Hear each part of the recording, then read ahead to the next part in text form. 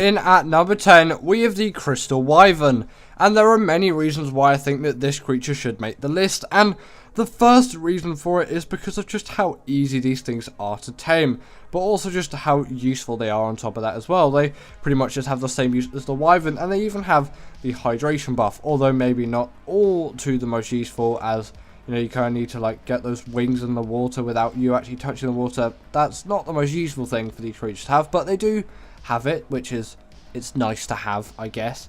And with their tame method being a passive one, it becomes a lot easier than a normal Wyvern tame. And yes, you do need Primal Crystal, which you know you get by knocking out a Wyvern, Crystal Wyvern of course, and you need to be level 65. I still think it's a lot easier than the normal Wyvern tame, and they're just so useful for general early game flying travel. And you might think, well, level 65 really isn't an early game level. A very basic note run can get you there and even further pretty quickly within your first hour of Ark, unless if you're playing official, that's probably not going to work out for you quite as well. But quite a lot of people these days aren't really playing official, so you know, a lot of people actually watching this channel do play single player, so it would definitely work for that, as everything's 2.5 times if you haven't fiddled with all of these settings anyway. So yep, that's why the Crystal Wyvern is on the list. Next up, we've got the Mwing, and this really is a really great travel mount for me. Don't know why I needed so many reallys in there for me, but you know, either way, this is like the fastest travel mount out there, and it really does act as a good one. Again, the really is returning. More reallys please, I guess. Either way, essentially this uses the gliding technique rather than the just general flying technique, which can be a little bit of a disadvantage, but still I really think it does play a just general huge part in my Ark traveling, because gliders usually tend to have a faster speed, and the Mwing isn't all too bad on flatter terrain compared to a creature like the Rock Drake, which came earlier. It doesn't feel as ergonomic to control as the Mwing, and that might just be because I've spent less time with it, or it might just be that it actually can't really handle those flatter terrains quite as well. But also, the Mwing isn't just a gliding mount. This thing also really does pack a punch when it comes to breeding, as it acts as a portable feeding trough, and it can gather berries on top of that as well. The only slight downside is that animation is a little bit disturbing, but the fact you can get this thing Shadow at level 19, it really is an absolute godsend to have this creature. Next up, we've got the Megalodon, and this may be a little bit of an unpopular opinion among many of you, but I actually really like this creature as an underwater tame. And yes, the Basilo is a really great one, and you could do that as well. And there actually is another creature which I use for underwater travel, which is much later on in the list, which I use over this thing. But actually, just for general, like for doing the Moda and just for general underwater travel, I will use this creature. Like most of the time, you could say. Maybe I'd use the other creature, which I'm not going to spoil what it is, but just like mainly, I would say mainly for combat underwater, or if I'm maybe like transporting some stuff and I need to actually kind of pack more of a punch down in the underwater depths, I will take a Megalodon with me, because I'm not going to take a Moda. They're just a bit too big and bulky for me, and although Basilo does work, it does have that depth limit, so no, not the friendliest, and a Megalodon really can fight back, apart from like electric eels and jellyfish, which it struggles with a little bit, but I still think, considering its size and its damage and the fact that it deals bleed, it's a really great creature to have. In at number 7, we have got the RG, and this creature really is a huge one when it comes to me and just my general Ark day-to-day life, as this creature is so useful for just getting around the map and just getting things done, really. When you look at this creature and you look at how much metal it can transport because of that weight stat, and you look at how easy it is to tame, it really is a truly great one, which I can't not use at all in Ark. I have to use this creature. It's partly maybe some nostalgia reasons, because I've been using the RG for absolutely ages, but I really think this is like one of the best flyers in the game. It's a pretty good travel mount, although maybe not the quickest out there, and it really does pack a punch in the damage department, which you maybe wouldn't expect quite as much, because you know it's an RG. You wouldn't expect to do that much damage. It can also carry creatures in its beak as well, which is kind of nice, but I don't really need to carry a Dodo around with me in its beak, so I don't really use that all too much. Its saddle also acts as a smithy, so if any of your metal stuff breaks along the way, you can always just repair that. If you have some metal ingots on you, it's not going to refine metal ingots like a Phoenix does. And also, when it kills something and then it eats that dead corpse, it will get a regen buff, which, you know, it's a nice ability for it to have. Next up, we have got the Snowowl, and in my opinion, this just has a slight edge over the RG in quite a lot of factors, and maybe almost everything apart from the metal gathering and travel and the fact that it's got the regen buff and the smithy as a saddle. But the Snowowl has some more compelling features, you could say, which make this a better creature in my opinion, and one which I am more likely to go for. Obviously it's less accessible because it doesn't spawn on the island, but still I really do think this is a better creature for me and probably a lot of players out there. Namely, this creature is significantly faster than the RG, and it does have that gliding ability. You could kind of say it's more of a diving ability. It's something along those lines. It's not really like a glide that a glider would have because it is a flyer, but it really does tremendously speed up these creatures. But it also has kind of a heat vision ability, which, you know, is actually quite nice to have for me as a PvE player, because if I ever lose a creature for some reason, like, I can quite easily find it. It tends to be wild, not really tamed ones, because I use creature find deluxe for that and I can just find them anyway. But still, in a pinch, just if you want to find a small wild creature around you, it's quite useful to have.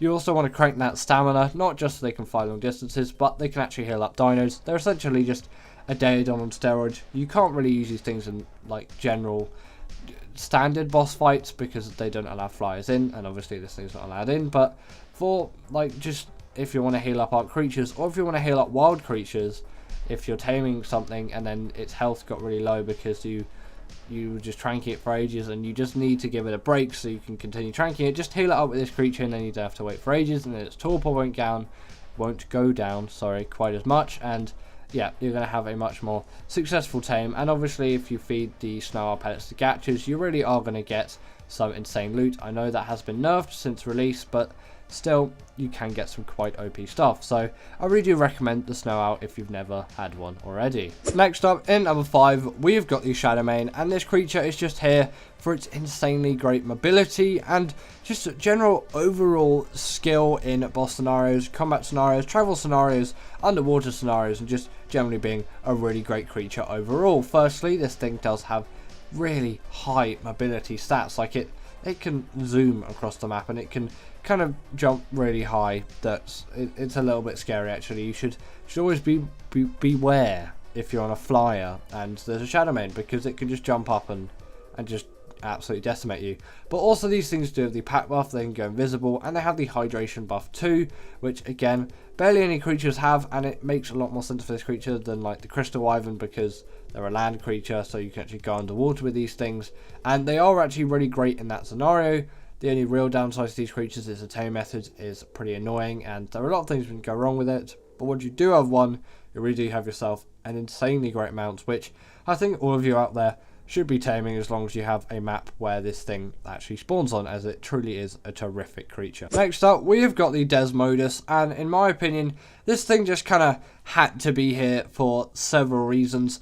Like, this thing can make Sanguine Elixir, which is absolutely OP, and also on top of that as well, this creature is just really mobile, and it can also pick players off mounts as well, which is quite OP for any given PvP scenarios. And on top of that, does have the gliding ability as well, which, you know, does play quite a big benefit to it. And although maybe its tame method can be a little bit annoying, this thing can farm blood bags as well. So once you've got one, the next one is going to be significantly easier than the next, but it kind of does go like that for quite a lot of tames out there. Once you have one, it makes it easier to do the next one, unless it's just a knockout tame, then it's pretty much the same each time, and then it just depends on what kind of resources you have at the time. But yeah, the Desmodus truly is a great creature, and considering it spawns on Fjorda, it's really accessible to pretty much all Ark players out there, apart from Switch and mobile players, although they do tend to make up a smaller minority of the general population of Ark players out there. This may be unpopular, but in number 3, I've got the Bionics, and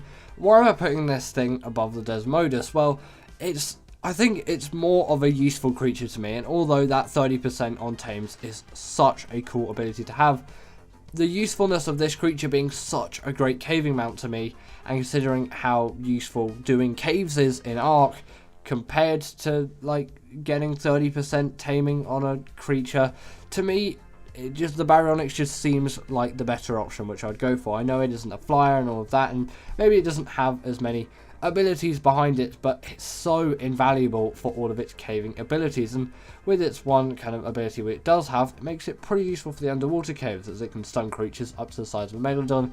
You see that a little bit later in the B-roll.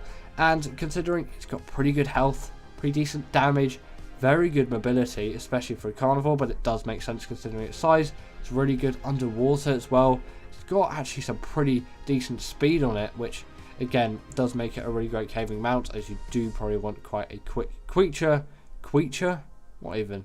It's like I've got a dysfunction with saying R sounds, but yeah, that's why I put the barrier at number 3. Feel free to disagree with me. It's just my opinion really on this creature.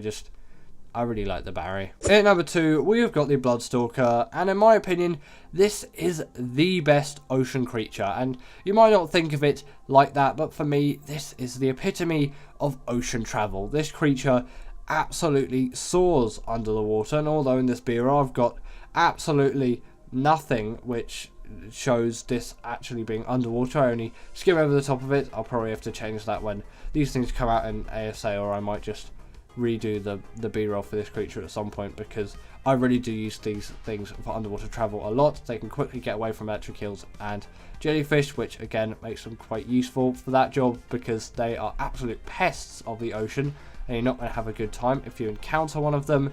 These creatures also just on the land as well really do have quite a lot of speed behind them, which really again does benefit them quite heavily.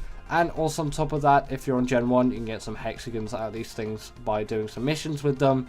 And I've actually done the alpha mission for the bog race. I know maybe not the biggest achievement, but you can definitely fly the Bloodstalker once you've done that. I'm a little bit rustier now just for general travelling around, because I mainly just use these things for underwater travel, and that's what I prefer them for, and that's kind of what I use these creatures for. But they are just packed with loads of other abilities as well, and you kind of turn into Spider-Man when riding this thing.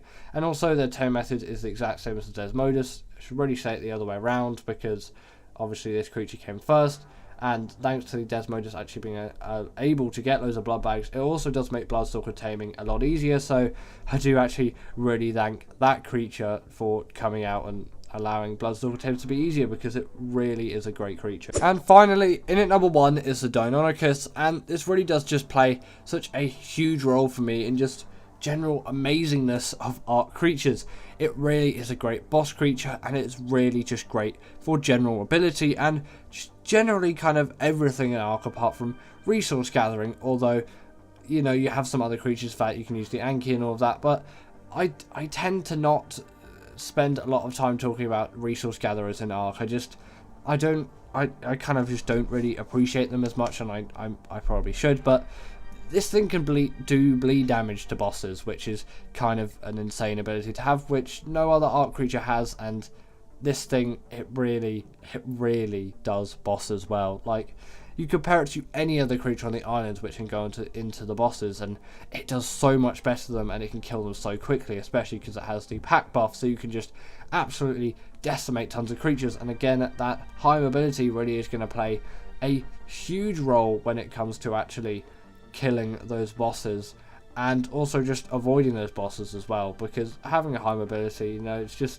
it's easy to get away from things, and you can kind of deal more damage just by hopping around it. You can it's not in most cases, but still there are some cases where that tends to work. It's mainly just for dodging stuff rather than dealing more damage, but also you can just see they're great for just general traversing of normal maps too, which again does play a huge benefit, and they can just be used as like normal travel mounts.